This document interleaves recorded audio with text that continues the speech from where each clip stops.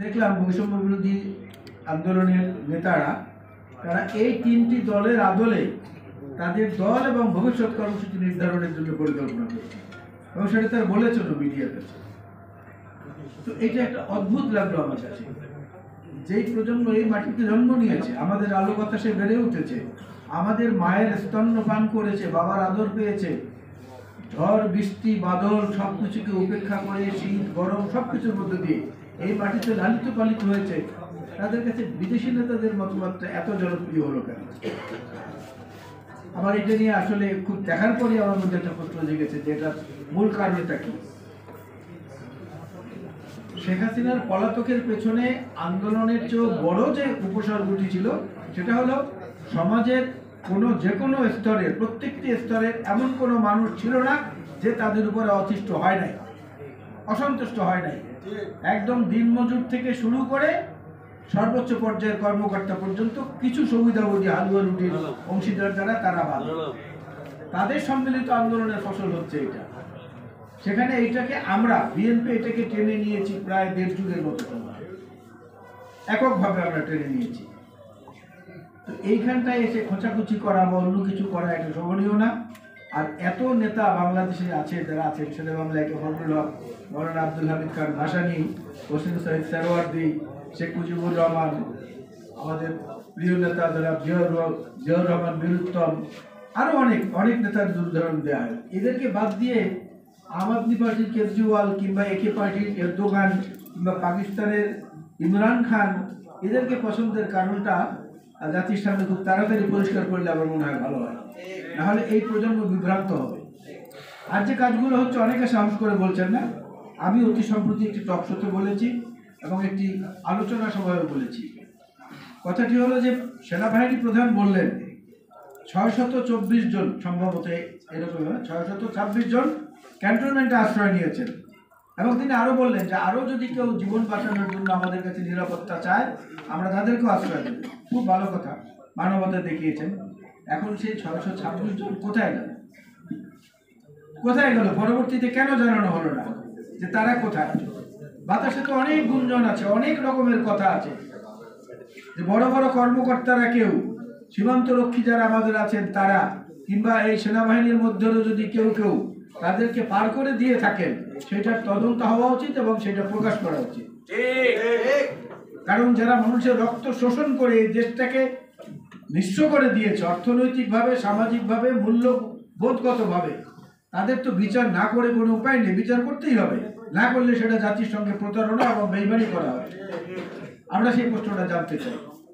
মানুষের মনের মধ্যে ক্ষোভের সবচেয়ে প্রাথমিক পর্বটা ছিল জিনিসপত্রের দাম কিছুতেই কমে না। ঘুম থেকে ওঠার পর বাজারে রওনা করলে বাজারে গিয়ে দেখা গেল গতকালকের 20 টাকার সবজি আজকে 40 টাকা হয়ে গেছে, গতকালকের 200 টাকার মাছ আজকে 500 টাকা হয়ে গেছে। মানুষ অতিষ্ঠ ছিল। আজকেও যদি সেই অবস্থা বিরাজমান থাকে তাহলে সবার সমর্থিত সরকারের সফলতাটা কোথায়? সেটা জনগণের কাছে বলতে হবে না? গণতন্ত্রের অর্থটা কি? গণতন্ত্রের অর্থটা হচ্ছে আপনার সর্বোচ্চ জবাবদিহিতা, এবং এই সর্বোচ্চ জবাবদিহিতাটা একমাত্র রাজনীতিবিদ বাদে আর কারো নাই। ব্যাকরণগতভাবে চিন্তা করে দেখেন, একজন সচিবকে আপনি জিজ্ঞেস করলে সে বলবে যে আমি ফাইলে যেভাবে পেয়েছি সই করে দিয়েছি। একজন পুলিশ কর্মকর্তাকে বলবেন উপর থেকে নির্দেশ ছিল আমি সেইটাই ডিটো করেছি। একজন সেনাবাহিনীর কর্মকর্তাকে বলবেন যে আমার হেডকোয়ার্টার থেকে আমার উপরের বস যেটা বলেছেন আমি সেইটা করেছি।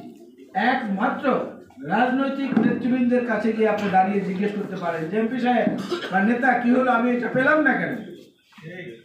এই যে জবাবদিহিতাটা এবং মানুষের সঙ্গে সরাসরি প্রত্যক্ষ যোগাযোগ, এটা কিন্তু সমাজের আর কোনো পেশার মানুষের নাই, কোনো পেশার মানুষের নাই। একজন নাম করা ব্যক্তি, অনেক নাম করা, আন্তর্জাতিকভাবে বাংলাদেশের জন্য গৌরব, ঠিক আছে। তো দেবতারাও তো মানুষের কাছে অনেক পূজনীয়, তাদেরকেও তো ফুল দেওয়া হয়, প্রসাদ দেওয়া হয়, কিন্তু দেবতাকে হাতে ধরে কেউ কি কিছু দিয়ে দিচ্ছে আজ পর্যন্ত? আজকে থেকে নাকি আবার কি জাতীয় ঐক্য কমিশন গঠন হয়েছে, তাদের সঙ্গে রাজনৈতিক দলগুলোর আলোচনা আজকে থেকে যাবে, আজকে বিকেল থেকে। এখন জাতীয় ঐক্যের জন্য একটা কমিশন গঠন করতে হবে। আমরা এই জিনিসগুলো আসলে বুঝি না। একটা সময় ছিল যখন নির্বাচন বলতে ছিল ভিওটি ভোট, এটা কেটে ওখানে যোগ হয়েছে বিওএটি ভোট, আরেকটি যোগ হয়েছে এনওটি নোট। ভোট ছিল না, ভোট এবং নোট, এই ছিল নির্বাচন। সেই জায়গা থেকে যদি বের করতে হয় তাহলে জাতীয় পর্যায়ের নির্বাচনটা কি স্বাভাবিক কারণে আগে গুরুত্ব দিতে হবে।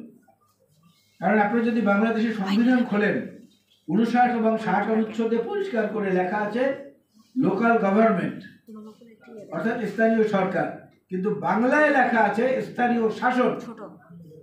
দয়া করে বন্ধুরা আজকে গিয়ে যদি কারো কাছে সংবিধানটা থাকে খুলে দেখবেন, তার অর্থ কি?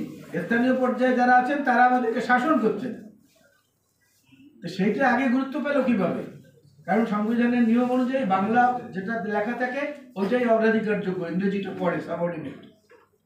সেই ক্ষেত্রে স্থানীয় শাসনের মধ্যে আগে কেন আমরা যাব? আমরা যাব স্থানীয় তাকে পরবর্তীতে দেখা যাবে জাতীয় প্রশ্নে, যেটা জাতীয় সংসদের নির্বাচন, সেই জায়গাটায়। কারণ সংসদ হচ্ছে এমন একটা জায়গা যেখানে গণতন্ত্রের মূল যে সৌন্দর্য, ভিন্ন মত, একমত, দ্বিমত, সহমত সব মিলিয়ে একটা ফুলের বাগান, সেই জায়গাটা দিয়ে গুরুত্ব না দিয়ে অন্যদিকে কেন দেওয়া হচ্ছে আমি জানি না। আপনাদের মনে আছে এরশাদ বিরোধী আন্দোলনের সময় এখানে দুদু ভাই এবং রেজাউদ্দৌলা ভাই আছেন এবং সালাম আছেন, আপনাদের মনে থাকার কথা, ঢাকার দেয়ালে দেয়ালে একটা শব্দ, একটা বাক্য লেখা ছিল, বড় কষ্টে আছি আইজুদ্দিন। মনে আছে না? বড় কষ্টে আছি আইজুদ্দিন, ঠিক এইভাবে সরে আর রস্যই বলল আইজুদ্দিন। এরপরে আওয়ামী লীগের আমলে রাতের বেলা গোপনে গোপনে কারা মিরপুর এবং ওই সমস্ত এলাকায় দেয়ালের মধ্যে গ্রাফিতি এঁকে লিখে দিত, সুবোধ তুই পালিয়ে যা। মনে আছে না আপনাদের? এই জিনিসগুলো থেকে কিন্তু অনেক কিছু শেখার আছে, অনেক কিছু। দেশটা আমাদের, এবং আমাদের প্রতিবেশী যারা আছেন, এই প্রতিবেশীদের মধ্যে কেউ কেউ এমন আছেন যে যারা বরাবরই খবরদারি করতে খুব পছন্দ করে, যেটা বাংলাদেশের সাধারণ মানুষ পছন্দ করে না, আর বিএনপির তো পছন্দ করার প্রশ্নই ওঠে না। সেদিক থেকেও আমাদের সতর্ক দৃষ্টির প্রয়োজন রয়েছে।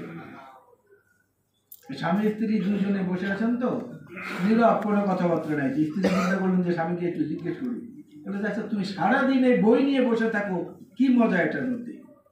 বলে যে আমার খুব ভালো লাগে, বই নিয়ে থাকতে খুব ভালো লাগে। স্ত্রী তখন দীর্ঘশ্বাস ফেলে বললেন, আহা, আমি যদি বউ না হয়ে বই হতাম তাহলে কত মজা হতো। স্বামী সঙ্গে সঙ্গে চট করে উত্তর দিলেন, হ্যাঁ ভালোই তো বলেছ, তাহলে দয়া করে বই না হয়ে পঞ্জিকা হও, বছর বছর পরিবর্তন করতে পারবে। বছর বছর পরিবর্তন করার কোনো পরিকল্পনা নিয়ে এক বছর হবেন না, দয়া করে।